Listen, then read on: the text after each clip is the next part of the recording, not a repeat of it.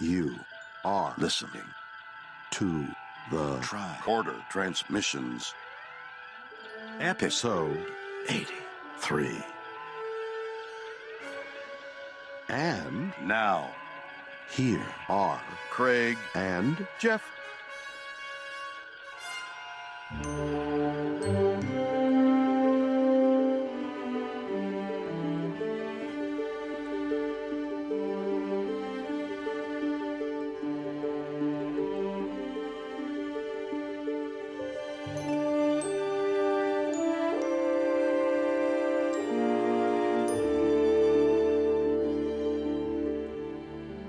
Good evening and welcome back to the Tricorder Transmissions. This is episode number 83, Gold Key Comics, issue number 3. Today we are talking about Invasion of the City Builders. We are your hosts, Jeff Hewlett and Craig Cohen. And Jeff, it seems like we've been talking about this documentary forever, but it seems like we're finally going to get a chance to see William Shatner's Star Trek The Next Generation documentary, Chaos on the Bridge.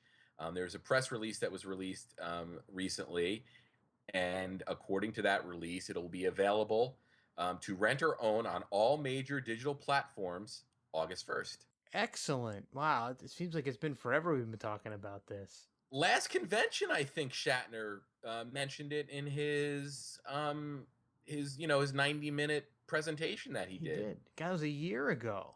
Yeah. It was a year ago, and I think it was just coming out in Canada. At that point, I wonder what the holdup was. Or some kind of rights management deal or something like that. I guess, and there is a brief trailer I haven't had time to watch yet, but nice to know that in a few short weeks, we can rent it or download it and check it out. Oh, very cool. Any notes on what services it's going to be available on, like Amazon Prime or Netflix?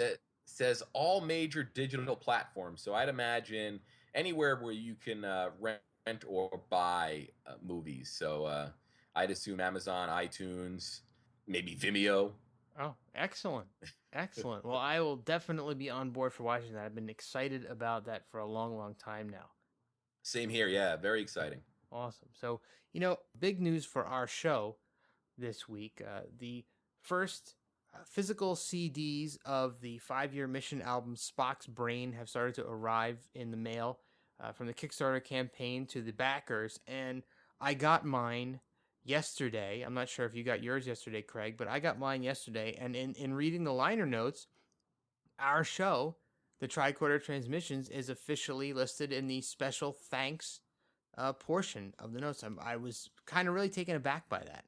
Yeah, very cool. It's funny. I actually was heading out yesterday when the mail came, and I got the mail and I saw a padded envelope and said, "Ooh, those are always cool to see." And I saw it was a CD, and I opened it and flipped it over real quick and looked at the running order, and then went out and was out and about doing stuff, and I got that text from you saying we were thanked in the liner notes, which was very, very cool. So nice to see, and those guys are the best, and it's so good to see that that Spock's Brain Kickstarter crowdfunding effort went so amazingly well. I agree. I'm not going to belabor the point, but I mean, you summed it up really well. But, guys, if you're listening to this, thank you so much for putting us in the liner notes of your CD. Looking forward to seeing you guys in a few weeks at the Vegas convention. It's going to be a total blast. Oh, right on. Yeah. So, Craig, are you ready to dive into issue number 3 of Gold Key Comics? If you are, I am. All right. Well, I guess I am. So that means you are. So, The Invasion of the City Builders was written by Dick Wood, the same writer as the previous 2 issues. Artist has changed. The new artist is Alberto, I hope I'm saying this right, Alberto Gigliotti, and he was born on November 14th of 1923, passed away on April 15th of 1993. He was born in Rome. His family actually, to this date, still holds one of the most famous cafes, Gigliotti, where he worked for a while. Debuted as an artist in the 1940s. After World War II, he moved to South America, where he worked for Editorial Lainez, I don't know if I'm pronouncing that right, in Colombia and Buenos Aires. After a few years, he was able to move to the United States, where he became a main artist at Western Publishing, which is the publishing studio that put out the Gold Key comics. and he worked on several different characters, including Indian Chief Tonto, Cisco Kid Turok, and Gunsmoke. Oh, neat. Yeah, he obtained American citizenship around the 60s, late 50s and 60s. He returned to Italy. He continued to work with other Western and other U.S. and British publishers. He worked on quite a few series, including Gold Key Comics, and formed a popular studio of comic artists called Studio Gigliotti, named after him. Ah, cool. Yeah, very, very cool. He passed away in Rome. So, this issue. It came out in December of 68. Yes, it did. And the star date of this episode is 2014.6. Cover price 15 cents. So, diving straight into this episode, it begins on an abrupt note. So the Enterprise is in space, kind of adrift, affecting some repairs on rocket engine number 4. After those repairs are completed, they proceed on a mission to explore planet Alpha Z21, or planet question mark, as Captain Kirk refers to it. Spock and Kirk review some filmed footage of the goings on the planet a little ways in the past. They observe that there was a very high living society, machines serving their every need. Spock explains there's very little film available. They only get to view a tiny bit of the planet's past. And 2 lunar hours later, the Enterprise is in orbit around the planet. The atmosphere is doomed suitable for human life, and the Enterprise flies low over the landscape, something that we never saw in the show. The Enterprise is actually within the planet's atmosphere, kind of flying over a landscape. And it's covered. They find that the planet is covered with high-tech cities that stretch for hundreds and hundreds of miles. The ship searches for signs of life, but detects nothing. Kirk, Spock, and a small contingent beam down to the planet's surface, where they observe some seismic disturbances and are accosted by some large machines that are doing some construction work, while they themselves are being watched by some humanoid aliens from a nearby building's balcony. So let's see, page 3, panel 1. Outside the ship in spacesuits. This is really early on. This is the beginning of the issue. We see some guys in spacesuits working on the outside of the ship. So that's something we really never saw on the show. Yeah, and very, very cool. That was probably my favorite part of the issue, and it occurs so early, so that kind of gives you an idea of where I am with this. Wow. I guess you're kind of flipping your hands a little bit early. So a couple of other things of note in this beginning segment. The reel of film. Yeah, that's one of them. So a planetary history file. Spock is looking at a reel of film aboard the Enterprise that he loads into some sort of a machine, and they watch a film. I love the that second panel on that page where you see Spock unspooling the roll of film. Yeah. It was a little bit jarring, knowing the history of Star Trek that we've grown up with and that we know. That seems to fly in the face of the technology that was available. Even in the 60s television show, we never saw a roll of film. It was always those little square cartridges that they loaded into all the viewing machines. Yeah, and again, it looks like they're basing their costume designs on almost the cage. If you look at Spock's shirt or his tunic in that shot where he's unspooling the film, it's got that sort of very almost looks like a belt at the bottom of the tunic. I'm trying to figure out how else to explain it. You're onto something, because this has been a trend so far in the first couple of issues, that the uniforms, even though the show was airing at the time that this was released in 1968, the uniforms in the comic clearly do not match the ones that are being used on the show. They match kind of more closely to the pilot episodes. Yeah. The red shirts are not very prominent in this one. So no, I mean they barely have anybody else in this issue. Yeah, it's mostly Kirk and Spock and a few unnamed crew members running around the planet's surface along with the natives of the planet. So some terminology references here, aside from the most obvious planet question mark. Well, you mentioned lunar hours. Yeah, so we got lunar hours and galaxy minutes. Yes, galaxy minutes. Yeah, some really oddball measurements of time. we don't see time measured very often in Star Trek, especially in terminology that we can understand here. It's usually in some lofty Star Trek terms, but lunar hours and galaxy minutes seem a little bit over the top. Some other terminology. So there's the films that they're watching are referred to as radio photo films. And we are expected to understand that these films were transmitted via radio signals from another ship that was exploring this planet previously and then printed to film and given to the Enterprise and or other ships who have a library of these types of films. Also, a telescopic camera is used. And once again, the teleportation team and the teleportation chamber are mentioned yet again in reference to beaming down to the planet's surface. So teleportation as opposed to beaming is still a thing in the comic books. And also there's a small quote from down on the planet's surface where someone refers to the situation as positively eerie. Okay. I thought that was a little bit odd too. Yeah. But moving along, Kirk attacks the machines with a laser rifle while they notice that no one is operating the machine. So there's no human beings sitting in a cockpit or behind a steering wheel of these city building machines. Spock happens to glance over and notice there are some humanoid aliens that are watching them. Kirk attempts to communicate with them in the interplanetary language of Esperanto. Yes. He meets the leader, Krill, who commands his forces from a mountain village that's not far away from the scene where they're at right now, and they're attempting to stop the city building machines. Krill gives a kind of a short history on the inhabitants of the planet that he refers to as Zarta. So planet question mark is actually called Zarta. They lived in a utopian society, and 150 years ago, thereabouts, they were prosperous. They lived amongst a society where they grew increasingly dependent on machines to serve their every need.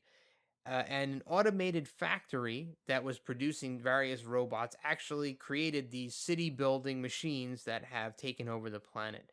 After which they became too dependent on those machines, and the city builders became autonomous, finding a way to create synthetic metal materials so that their natural resources would never run out and they could build cities that covered the entire surface of this planet indefinitely. So that brings us kind of to the end of the first part of the comic book here. This seems to move along at a pretty quick pace, huh, Craig? Yeah, this issue really for me is it's really just an intriguing concept that they just sort of turned into quick action beats. In 2015, the idea of society becoming too dependent on technology is probably considered cliche. Mm-hmm. Mm-hmm. I'd imagine back in '68, it was kind of a new and exciting and almost a kind of idea that was acting as a warning, maybe, or reactionary, story to the technology that was developing back then.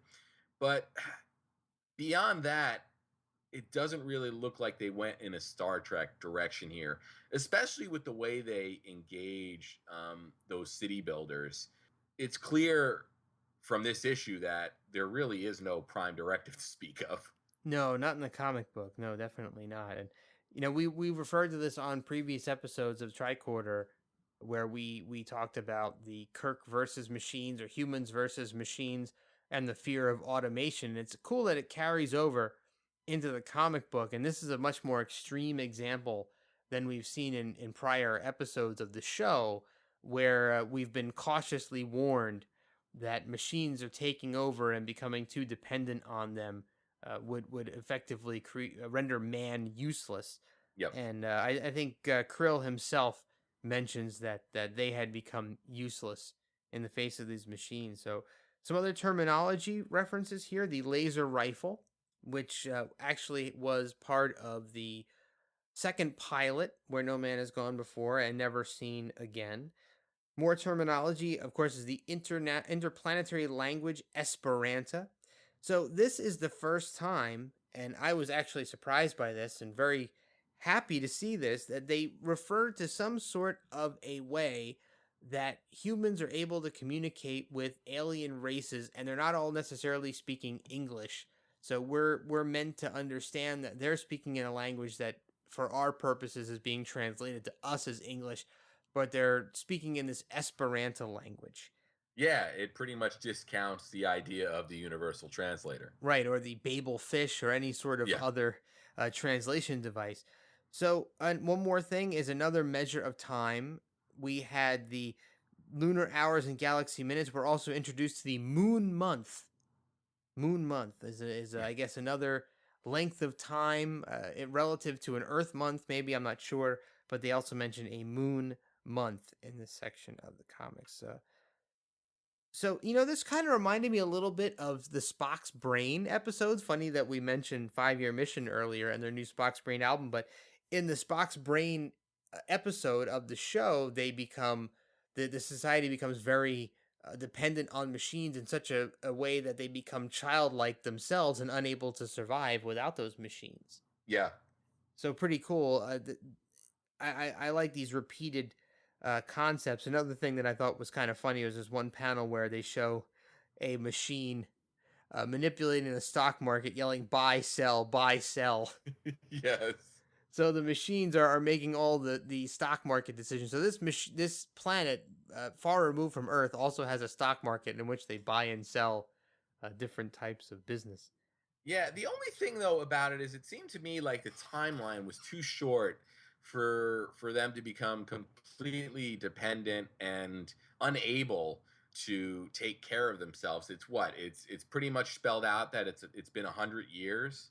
I think 150, but yeah, Yeah. I agree. It seems like a very short time frame for them to go from completely intelligent and autonomous to being so dependent on machines that they're unable to survive without them. All right, so moving along, this is another issue where the second part of the story has a different title than the first part. So it's almost two comics in one. Part two is called The Bridge to Catastrophe. And actually I think it was on Facebook, I believe, and I apologize if I'm wrong, but I believe it was our fellow podcasting buddy and friend Ken Mills who pointed out how the logo is different, but it's still very cool nonetheless. Hmm. Yeah, agreed. Agreed. It is a little bit different. I'm wondering if we get further into the comic series, if the logo will get a little closer to the one we know Hmm. already. So I guess we got a little ways to go before that happens. But so in this second part, the city builders suddenly return as Kirk is talking with Krill and his people. Krill inform us that of the traditional Star Trek ticking time bomb, that there are only 1,000 acres of open land left before the planet is completely covered with city, and it would render it unable to sustain life because they couldn't obviously grow any crops anymore. Kirk and Spock attempt to create some trenches in which they will be able to capture some of these giant machines and disable them, but that effort proves short lived as the machines, after tumbling into the trenches that they create, are able to build structures to help them escape and be able to build again. So they attempt to use a force field after that, which they believe will contain the machines, but that, of course, only proves to be a temporary measure as well. The city builders are building their way towards a large body of water, and Kirk and company theorize that maybe that would be enough to stop them. They wouldn't be able to cross the water, but it's not to be, and the machines start to build a bridge structure to gain access to the other side of that body of water. So I thought it was interesting that the comic brought into play the ticking time bomb that we've talked about so much Yeah. on the show. Hmm. Yeah, so that's always nice to see some consistency between what we're talking about today and what we've seen on the show before. So Spock also mentions logic in this episode or in this comic. So I thought that was kind of nice that the Spock character at least holds partially true to his television counterpart. Oh yeah. Yeah. And more terminology, they mentioned that in order to dig the trenches in the ground, they use something called an earth disintegrator. Yes. So more technology we haven't seen on the show. Yeah, and talking about sort of nailing the Spock character, I think visually he's pulled off, but a lot of the Kirk shots in this issue look kind of weird to me. he's inconsistent. It's Yeah. some panels he looks kind of Shatner like, and others he doesn't look like Shatner at all. Mm-hmm. So I'm wondering. I mean, we talked about some of the other characters in the other previous two comics that didn't. Scotty didn't necessarily look like Scotty, but Uhura looked like Uhura. So Mm-hmm. I wonder what that really means. And we've theorized about this before, is that maybe they have some promotional stills of certain characters that they used to make the renderings in the comic books, but maybe other ones they didn't. Yeah. Yeah, I don't know. Good question. Something that we maybe we can dive into someday in the future as we get further into the series. So Spock devises a way to cut through the machine's metal using a chemical compound, but Krill's ego comes into play, and he doesn't want to allow outsiders to steal his glory. And he senses that Kirk and Spock may become the true heroes of the day, and he's been leading his people against the machine so long that he's not comfortable with surrendering his leadership position to outsiders. So he decides that he's going to use the substance that was devised by the landing team to perform a solo assault on the bridge. He takes a boat and sails out towards the bridge structure that's being built and sprays this chemical compound on it. And he is successful, despite the fact that the machines are counterattacking by shooting little bits of metal and parts down at him. And he's successful at toppling the bridge, and the giant machines fall into the water below. There's a brief moment where we're want to thought that Krill has died in the exchange, but winds up popping up swimming to shore, and it's a triumphant moment as Krill rejoins his people and has become the hero of the day. So one more terminology moment throughout this particular portion is that they make reference to a magno hook that they're able to use to lift a metal girder out of the water. Yeah. Yeah, and one thing I thought was very strange is that in this issue, it seems that they rely very heavily on the Enterprise to teleport things down from the ship to the surface. And in this particular section, the Enterprise teleports chemicals and vats. Yeah. So they obviously are storing chemicals and vats aboard the Enterprise. Yeah, I can't even imagine the EH&S regulations that the Enterprise has to follow. Oh, that's true. That's a good question. How are they storing those chemicals? Are they safe? Are they following the standard operating procedures? Spock it continues to be the Spock character, and actually makes reference to the hubris that Krill exhibits in trying to do a solo act of heroism, and likening it to something that you Earth people also share. Yeah. So he's making reference to the fact that Earth people are similar in their stubbornness, and a couple other things. That the word huzzah is used, Yes. and and here I was thinking that huzzah was more of a modern term, but I guess huzzah was something that was used back then as well. Yeah. Yeah. Yeah. Now, one thing I really didn't think was executed very well at all was the whole Krill sort of progression from, welcoming their help to sort of understanding that their help was causing his people to lack faith in his leadership, to what you can quickly describe as like a two-panel villain turn, and then his redemptive hero moment. I understand the arc, but it just didn't work for me. I agreed. I think this could have been a comic that was better served, and I think if this comic was produced today, it would have been at least a 2-part comic with 2 separate comic books with some Yeah. gap in between them, maybe even longer. Maybe this is just a product of its time, where they just had to cram so much story into a short amount of pages. I think it's only around 30 pages Yeah. tops, including the cover and the inside cover. Yeah. So maybe it was just a product of having to speed through the entire concept. But one thing I thought was really cool about this comic too, aside from the earlier moment I mentioned, is that on page 27 they mentioned Starfleet Command. Yes. So that's kind of cool. And I don't know if that was a coincidental mention or it was something they drew directly from the show, but I really like the fact that they mentioned Starfleet Command. So after that success at the bridge, the Enterprise computers are used to locate the rest of the city building machines residing on the planet's surface, And of course, as the gracious Captain Kirk that he is, he helps Krill and his people to topple the rest of the city builders that happen to be operating across the planet, thus saving the day and bringing us to the end of this issue. It seems to move pretty quick. So very cool, and that we see that Kirk and Spock are willing to help out the remaining indigenous people of this planet to free themselves, and I guess they're left to their own devices to dismantle some of these cities, or maybe everybody gets to live in their own skyscraper. Yeah. And that's really the most exciting aspect of this issue is here, I think, more than possibly any other of the two previous issues, they really told a story that I don't think it would have been possible at all to tell on the original series. Not at all. Not at Yeah. all. I think today, if we were producing a new Star Trek series on television today, we totally could do this.